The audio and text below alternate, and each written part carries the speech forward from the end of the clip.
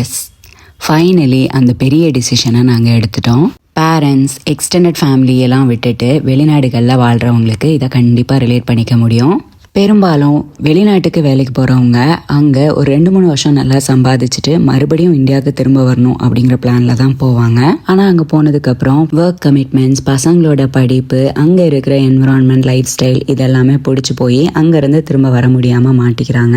ஒவ்வொரு வாட்டி இந்தியாவுக்கு வெக்கேஷன் வந்துட்டு திரும்ப போகிறப்பவும் இந்த ஒரு வருஷம் இருந்துட்டு அடுத்த வருஷம் கண்டிப்பாக இந்தியாவுக்கே திரும்ப போயிடணும் அப்படிங்கிற இந்த டயலாகை எல்லாருமே வாடிக்கையாக சொல்லியிருப்பாங்க. என்னதான் எல்லா வசதி வாய்ப்புகளும் இங்கே இருந்தாலும் நம்ம மனசு ஏதோ ஒன்று மிஸ் பண்ணிகிட்டே இருக்கும். அப்படி நம்ம ஊரை மிஸ் பண்ணுறோம் அப்படின்னு எங்கேயா சொல்லிட்டோன்னா உடனே அப்படி எதுக்கு கஷ்டப்பட்டு அங்கே இருக்கணும், இங்கே வந்துட வேண்டியதானே அப்படின்பாங்க. அது அவ்வளோ சிம்பிளான விஷயம் கிடையாது. இங்கே இருந்தவங்க இல்லை இருக்கிறவங்களால மட்டும்தான் அதை உணர முடியும். நம்ம என்னதான் சொன்னாலும் இது ஒரு வாய்ப்பு.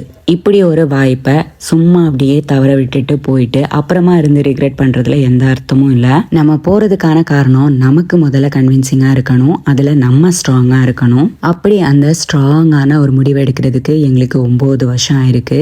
என்னதான் இது நாங்களா எடுத்த முடிவா இருந்தா கூட கிளம்புறப்ப வருத்தமா தான் இருக்கு. இந்த 9 வருஷம் இந்த நாடு எங்களுக்கு நிறையவே கொடுத்துருக்கு. நிறைய நல்ல எக்ஸ்பீரியன்ஸை கொடுத்துருக்கு, நிறைய மெமரிஸை கொடுத்துருக்கு, நிறைய ஃப்ரெண்ட்ஸை கொடுத்துருக்கு. எங்களோட பர்சனாலிட்டியை கண்டிப்பாக டெவலப் பண்ணியிருக்கு. இது எல்லாத்துக்குமே நாங்கள் எப்பயுமே கிரேட்ஃபுல்லாக இருப்போம்.